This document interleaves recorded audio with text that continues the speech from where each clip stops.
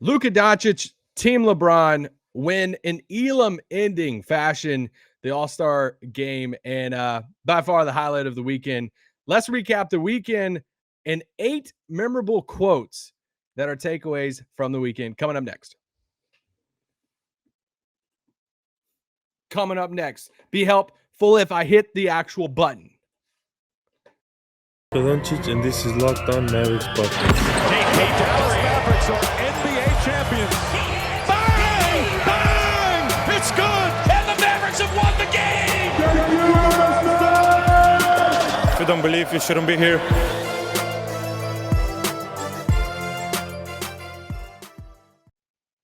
Welcome to Locked On Mavs. This is one of your co-hosts, Isaac Harris, contributor at Mavs.com. And today, I'm riding solo for today's pod because Nick is traveling. He's traveling back to Dallas.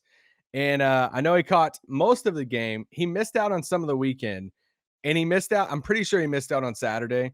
And I'm like, I don't even know if he should go back and watch it, to be honest. But today I want to recap. And I'm going to recap it in a way where we're going to talk about 8 quotes from the weekend. 8 quotes that I think are like the storylines, or at least some storylines I think Mavs fans can care about, to where we're not breaking down, who's doing the best out of timeout plays in the All-Star game that a lot of people didn't care about until the last few minutes. This pod is brought to you by betonline.net. Today's episode has you covered. Actually, BetOnline has you covered this season with more props, odds, lines than ever before. BetOnline, where the game starts. I do want to give a shout out to somebody who's not listening to this pod and won't listen to this pod for a very long time, is my daughter. My daughter turned 2 yesterday on Sunday, and I tweeted about this, but I share this because my favorite thing I've freelanced for the Mavs at Mavs.com for past 4 or 5 years. And my favorite thing I ever got to write was a girl dad piece. And it's been the pinned tweet on my Twitter. If you haven't gotten to read it, go read it. I share it every year, the past 2 years on my daughter's birthday. But I basically just talked to all the girl dads on the Mavs leading up to our girl being born 2 years ago. So anyway, it was a fun piece to write. Talked to JJ Barea, Seth Curry, Dorian, a lot of the girl dads on the team. And it was a fun story. I go back and read it, and it brings up all the emotions. And it's one of the biggest blessings for me in my life to be a dad to my little girl and my boy Rome. We watched a lot of the All-Star stuff this weekend. It was a lot of fun. But y'all don't care about my family life, probably. Let's talk about this weekend. So before I get into 8 quotes, I was going to do 10, but then I was kind of reaching, and so I just landed on 8. Let's just talk about the weekend as a whole. So let's just start with Saturday night, because in no sense of going in chronological order here. But Saturday night, dunk contest, 3-point shootout. It is the skills challenge, I mean, I felt like Doctor Strange trying to figure all this stuff out. And it's like, all the stuff written on paper. And, there's always people in the skills challenge. It's like too cool for school. Like, why are you even doing this if you just want to trot and just, hey, you don't even care? But it was cool. It's cool seeing Giannis and his brothers out there doing their thing. Cool. Then we get the 3-point shootout. I have to save the Towns quote. I got just a few thoughts on it. He's not the greatest shooting big man ever. Breaking news from a Mavs podcast, especially. That part is hilarious to me. I mean, it's absolutely funny.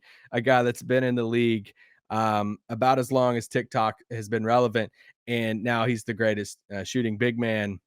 Anyway, get to the second round, bruh.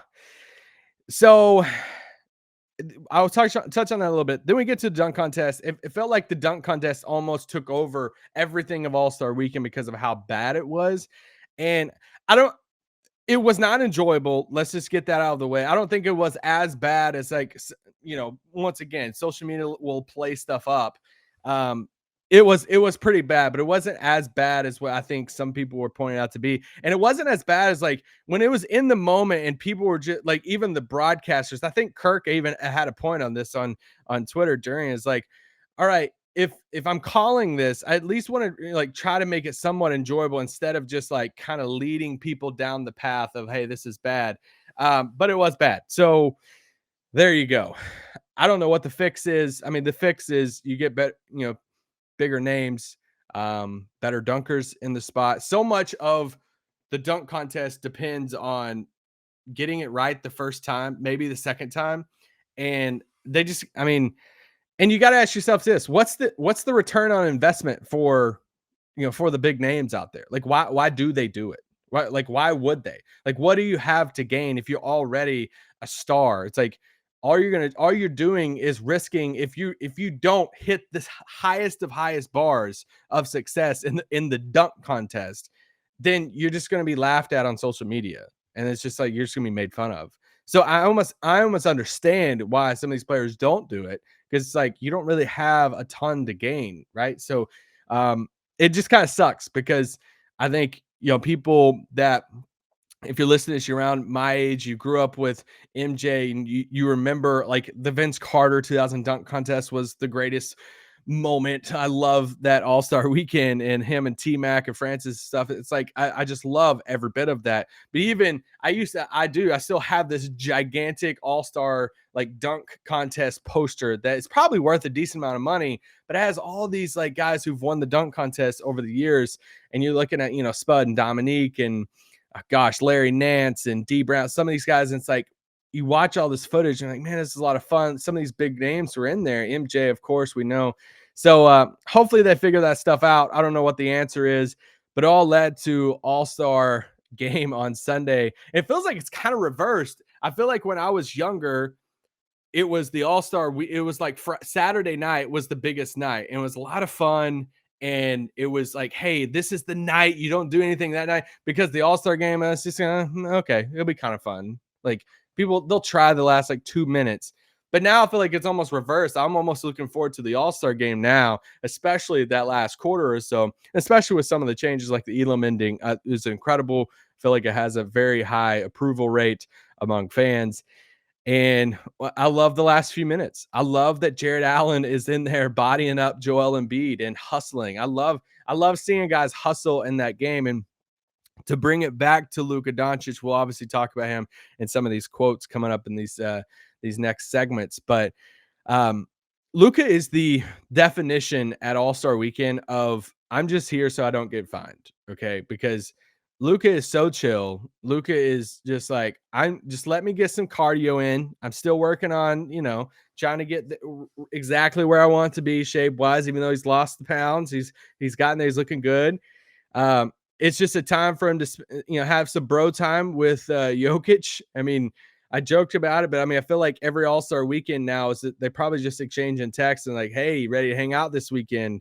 And it's just their thing. Like, I don't know what he did on, Saturday night, but if I had assumed, it was probably just their families hanging out and just like, hey, we're just going to hang out together and chill. Like, I didn't see them at the Saturday night festivities and all of that, but Luka's just there to have a good time, do his thing, practice, watch their live practice thing on NBA TV on Saturday. And he's just, out there having fun. Him and Jokic chatted up all the time. And of course, anytime a clip is shared of them laughing and chatting, the Twitter sphere wants to jump on it. And it's like, hey, like, I mean, I can't help it. We would love to see them play together one day, but we'll see. We'll see what that looks like. They're obviously friends, and we can all just imagine what that would look like later on down the road. But let's take a quick break, and then let's talk about. I didn't even get to talk about the 75th anniversary. Actually, let me say this real quick.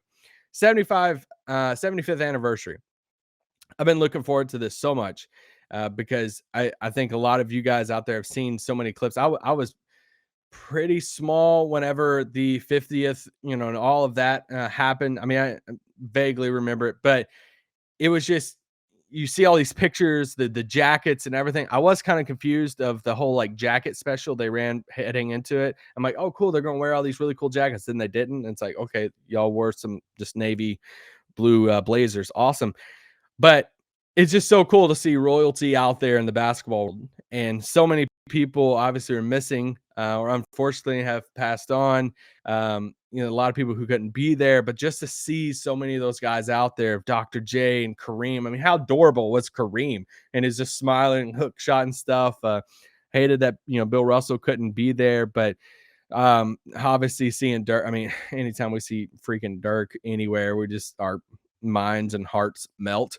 And yeah, it's just I couldn't help to think. I'm like, all right, Luka, do the math here. Luka's gonna be 47 whenever he gets his jacket, and he's part of the 100th celebration. And what will Luka be doing when he's 47 years old? Will he? I posed this question on Twitter. A lot of people responded with some very funny answers. He could still be getting buckets at Real Madrid or something. Like I could see that. I don't know what Luka will be doing at 47, but biggest surprise in the night, MJ showing up. We all saw the picture of him at the Daytona 500 NASCAR race. I'm like, dang, he really picked that over this. And bam, he comes out last. He wasn't in any of the pictures or any of the social promotion for it, on Twitter and stuff before the game and all that. And then bam, he just shows up, and it feels like a surprise to people. Just can't have, like, you could, but it would take away so much to not have the greatest player to ever play your sport at this. And just to see his presence, I have a quote from him about Luka later on when they embraced. So we'll talk about that. But love seeing MJ. I thought the music choice was a little odd. I thought they would go with a little climatic music of like, hey, we're gonna make this like gladiator type of feel of like this really like prestigious thing, and they're just jamming kind of during the whole thing, and then it was just like kind of this like weird ending to the commercial break. So anyway, that's my only nitpick of that. It was just cool seeing all the guys there. Let's take a quick break, and then we'll be back to talk about some quotes from the weekend that I think we'll all be talking about over the next few days. This pod is brought to you by Built Bar. It's this time of the year that I've pretty much given up on all my New Year's resolutions. Kind of. I haven't given up on all of them, but not this year. I'm sticking to my resolution to eat right, thanks to Built Bar. It's almost feels like it's not really a resolution because I actually enjoy eating them. I really, honestly do. I have a little basket in my pantry with them. Have you tried the puffs? No. If you haven't, you're missing out. I'm missing out, obviously, on Built Bar's best tasting bars. Puffs are the first ever protein infused marshmallow. They're fluffy, they're marshmallowy. They're not just a protein bar, they're a treat, and they're covered in 100% real chocolate. Go to built.com, scroll down the macros chart. You'll be blown away. High protein, low calories, high fiber, low carbs. Most Built Bars contain 130 calories, 4 net carbs. Like, this is pretty dang impressive. They have a ton of flavors. We talk about this all the time. Brownie, coconut almond. Go on there. Look at the CVS receipts of flavors for Built Bar. Go to built.com. Use promo code LOCKED15 and get 15% off your order. Use promo code LOCKED15 for 15% off at built.com. Okay, let's talk about some quotes. I have 8 quotes. Let's talk about the first one. We have a couple from LeBron because obviously, LeBron wasn't going to come back to Cleveland and say, "Hey, I'm not going to get some pub out of this, right? I'm not going to get a little bit of light." LeBron says this about his son. "My last year will be played with my son," LeBron said to The Athletic. "Wherever Bronny is at, that's where I'll be. I would do whatever it takes to play with my son for 1 year. It's not about the money at that point." Now, I feel like you can kind of separate this quote. We all seen this quote over the weekend. You kind of separate, right? You put it in one category as far as a family man. I've always praised the heck out of LeBron as a family man. And for him to say this, and it would be a really, really cool moment to see a guy, anytime you ever see it in like baseball, King Griffey Sr. I can't think of another one on the top of my head. There's been a few other. Anytime you could ever see this, it's such a unique thing. But to see this on an NBA court, like, it would be wild to see. And honestly, I honestly want to see it. Okay. You all know how big of a LeBron fan I am.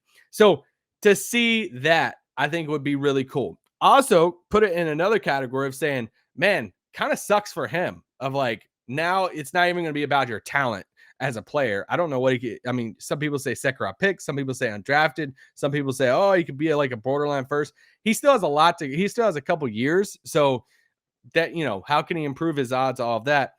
Now you're going to be, hey, wherever you go, they're basically not drafting you for you, bro. They're drafting you for your dad, even though he's going to be like, what, 47? I don't even know how old he's going to be.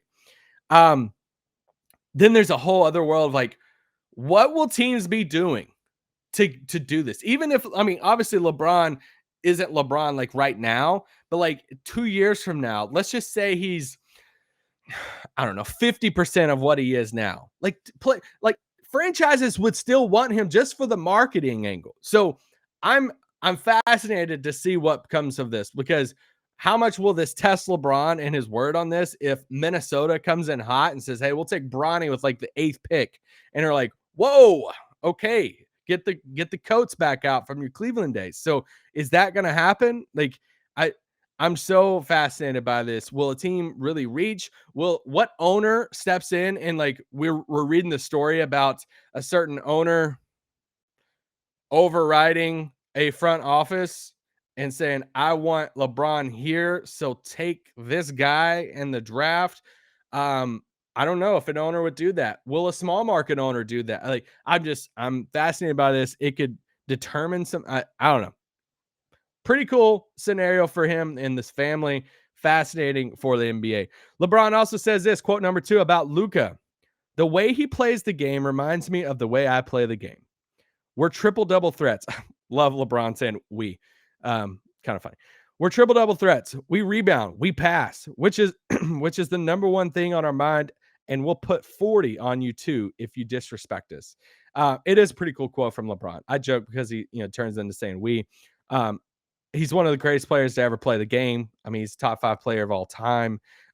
So when you have a guy like that say that Luka is like him and like he plays like me and like that, and it's true. Like when you try to compare Luka to any other type of players throughout NBA history, you try to find the greats out there. You're like, who can Luka resemble? It's like you're looking at like a LeBron, you're looking at a Pete Maravich, you're looking at a Magic Johnson, like you're looking at these kind of these bigger ball handling guards, forwards that can. I mean, it's so hard to put a guy out there, a name out there for Luka. But LeBron welcoming that comparison, it's like, yeah, I mean, we compare the rookie seasons all the time, like their first like 3 or 4 years in the league. Luka, LeBron stacked up, like they are very similar in that fashion. So I thought it was a really cool quote from LeBron. We know LeBron has a lot of respect for Luka. He drafted him first in the All-Star draft, and as far as reserves go, he picked Luka over Chris Paul. He picked Luka over Jimmy Butler. He picked Luka over all the other reserves out there, even Rudy Gobert, shocking as that is. And yeah, they have a lot of mutual respect for each other. Hopefully, they never play with each other outside the All-Star game, or maybe in Dallas. All right, let's talk about Adam Silver real quick. Adam Silver presser. Okay. There are a couple things he said. I watched this. I want to save the media one for this third segment. He took a couple questions, one from Mark Stein, one from Howard Beck. Howard Beck wrote a piece on Sports Illustrated. Howard Beck, friend of the pod, go read his piece. But basically, Silver was asked a couple times. I mean, he asked a handful of times about the Harden-Simmons, thing. I'm sure it's on YouTube. Go watch the presser. It's always good to see when Silver takes these press conferences. Even though I wanted him to take a question about expansion, he didn't. So I was kind of bummed about that, because we need Louisville, Kentucky to get that NBA team. But anyway, he's asked about player movement. Silver says, "I don't want to pretend standing here that I have some secret idea that I know can fix that problem." He recognizes it's a problem when it comes to, it's not even on player movement, when it comes to like trade demands. And he was asked specifically about that situation and how, yeah, he's not a big fan about players getting paid and then they're not playing, paid for not playing. This has been, I feel like this has been an ongoing thing, but it's something he fired back on and actually disagreed with Howard Beck in the sense of, he's like, no, I don't think it's a new problem. I don't think it's as bad now as ever. And he even said, I think social media plays into it, because we know all the trade demands now. To where back in the days, if people used to request trades and stuff all the time, we just didn't hear about it all the time. So I think he does have a point with that. Things get so publicized now through media that obviously we hear more about things. We hear more about all the different rumors and demands and all of that. So I don't know what I mean, I feel like they've tried to do things over the year, the 5th year, the super max. I feel like if a player just wants to leave, they're going to find a way to leave. Like, I mean, it's part of it. Like, but money talks, and we've seen the money that a Giannis can get in Milwaukee. We've seen, these rookie contracts. There's a reason why a rookie at Luka's level, at Trae Young's level, has not, walked away from that money. We'll see what happens with Zion, but still, it's just like players aren't turning down that money. It's that next contract after that everybody looks at and wonders, hey, what are you going to do? Because then it might not be all about the money. Let's take a quick break, and then we'll get into a few more quotes. This pod is brought to you by betonline.net. Football might be over for this season. That's kind of sad, but basketball's in full steam. If you bet on the All-Star game, or the dunk contest, if you bet on the dunk contest, I'm sure there's a phone number you can call. But basketball is at full steam for both pro and college hoops. March Madness coming up. Let's go.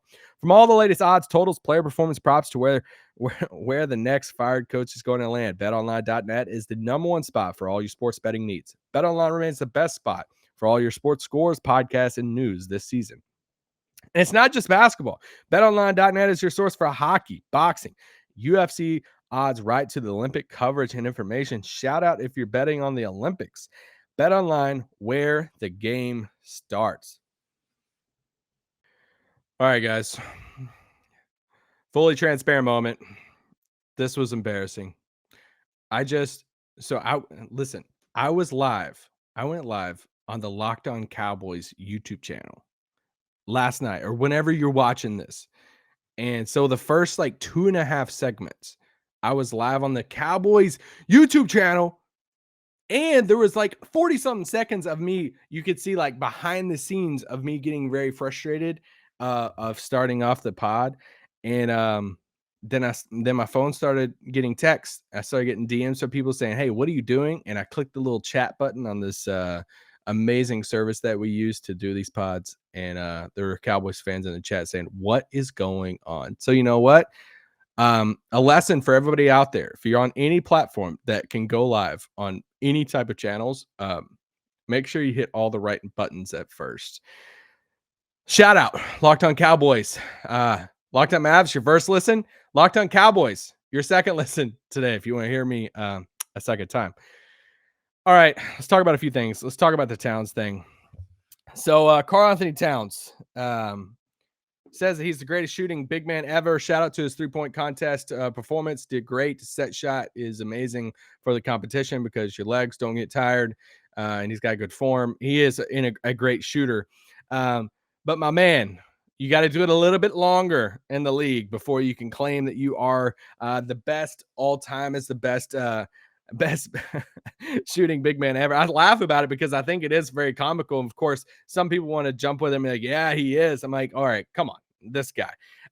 Just a reminder, Dirk is top 10 all-time leading scorer in the league. Karl Anthony Towns, you got a little bit to go in that. Dirk has played a little bit over 1,000 more games than Karl Anthony Towns. So shout out to Karl Anthony Towns and Dirk. Dirk has this is great. This is really good. Karl Anthony Towns, 6 seasons in the league, shooting above 38% from 3. Dirk Nowitzki, 14 seasons in the NBA that he shot above 38% from 3. Dirk has shot more seasons above 38% from 3 than Karl Anthony Towns has years he's been playing basketball. So let's slow it down a little bit. And the cherry on top, Dirk has done it at the biggest stage of the NBA. So Karl Anthony Towns, let's get a little bit more hair on your chest, a little bit more NBA experience, and let's get a little bit farther in the playoffs before you want to claim you're the best shooting big man in the league. But you did great. Shout out. Look up the 2002 first round series, Mavs Timberwolves. So let's talk about the CJ McCollum Zion quote real quick. CJ McCollum's being interviewed by the TNT crew, and he gives a quote. It's kind of a longer quote, but the pull from that said he said that he has not talked to Zion yet. What a quote from that! Just because, I mean, we have all read the stories about Towns, about Zion and New Orleans, and for them to make a trade like that to bring CJ McCollum into the team, a big name. I mean, one of the bigger names that's played on their team for a while, and for them not to even have spoken yet, I think that does speak volumes. That not only have the Pelicans not connected them to, but Zion hasn't reached out. I mean, we all know Zion's training, doing his thing elsewhere, but man, sheesh. I don't know what happens with that situation. I thought it was telling. The last two quotes are small quotes, but Nikola Jokic says, I hate him when it comes to Luka. And I just wanted to throw that in there because it's so fun because of the relationship. And I joked at the first segment of this, they have a super close relationship. I think I think the Luka relationships have been analyzed across the league when it comes to even relationships between star players have been analyzed across the league because um so many relationships are formed at Team USA and these growing up or colleges and draft classes, all this stuff. And I feel like Team USA is brought up a lot between the stars, and obviously Luka's not on Team USA, never will be. And it's like, all right, can these guys form these relationships with guys around the league, Giannis and Luka, the international guys? And to see this relationship between Luka and Jokic, I think it's really cool. One, it's really cool for content because they're a lot of fun to see them joke around, play around with each other in practice and all of that. But they just seem like they have a cool relationship. We'll see. Will they ever play together one day? Time will tell. Last quote I want to throw in here: Michael Jordan, the GOAT. There's a little clip of him that the NBA shared of him, sneaking up on Luka kind of and wrapping his arms around. I mean, what a cool moment for Luka. I mean, MJ acts like, they're family, and just wrapping him up is like they hadn't seen each other in a while. I mean, just talking it up, and you can see in the clip MJ, he says a few things to him, but he says, "Hey, stay healthy." And I just throw that in there because one, it's hard to really articulate anything that was fully said in that clip or in that video, but you can see him, tell Luka stay healthy, how much he, keeps up with Luka's game. Obviously, Luka's a Jordan athlete. It's just, what a cool moment. I mean, when the GOAT, a guy like Michael Jordan, who it's not like he's there at every NBA event ever. He's the most visible guy in the world. And he's kind of, but just to have that moment with him and just Luka, as far as this next generation, I thought it was a cool touch from the NBA to have when they had, the 75, players out there at midcourt. They had the younger generation, the next generation kind of segue into Earth, Wind, and Fire of, it was Ja, I think it was Towns, I think it was Booker, and then Luka last. Reading the teleprompter was hilarious, but it does, kind of, it's that symbolism of the next generation of stars, and just to see MJ and Luka kind of do their thing right there and chop it up was pretty cool. But yeah, All-Star Weekend, man. Like when I think about All-Star Weekend, my wife kids me about it because it is such a I kind of build it up, every year. I'm like, hey, All-Star Weekend, we don't plan anything for the weekend. I don't care if I'm, with friends. In the past, I've, watched it with my dad, obviously growing up, whether it's with our family or just sitting on the couch by myself. I will always make All-Star Weekend kind of its own separate thing. I love every bit of it. I love seeing the NBA family just come together and the stars, and especially a moment like the top 75. And to see those players and to see Dirk out there being honored with the other greats that we've heard about our entire lives. It was so cool. Just an honoring moment and stuff for the league. And yeah, we'll see who's on that list, 25 years from now. That, I joked at the beginning, Luka's going to be 47. When that drops, will he still be getting buckets somewhere? As an older guy, will it be in the front office somewhere? Will it be on a yacht in Croatia, with his family and kids? I have no clue. But either way, it's just crazy how far away it is. The next round of this, the 100th anniversary, but fun NBA All-Star game. Elam ending, all of that. Steph just goes nuclear. We all know that. When Steph is arguably the greatest show in sports when he's shooting like that, it's just so much fun. And Luka Doncic comes in with a whopping 8 points. But He's got 3 of these under his belt already. He's becoming like a vet with All-Star Weekend. And something tells me, something tells you guys that this is not going to be Luka's last go around with the All-Star Weekend festivities. But guys, Nick will be back tomorrow. We have a few other things to chat about. The next Mavs game this Friday. So they have a little break. So yeah, All-Star game ends and a lot of these guys hop on their planes and we'll see what Luka's next Instagram post will be, what island he goes to, and all of that to take a break for a handful of days. And then they'll be back and at it at Utah on Friday for this last stretch. And this last stretch will definitely be something we'll be talking about over the next few days. So yeah, talk to you tomorrow. Peace out. Boom.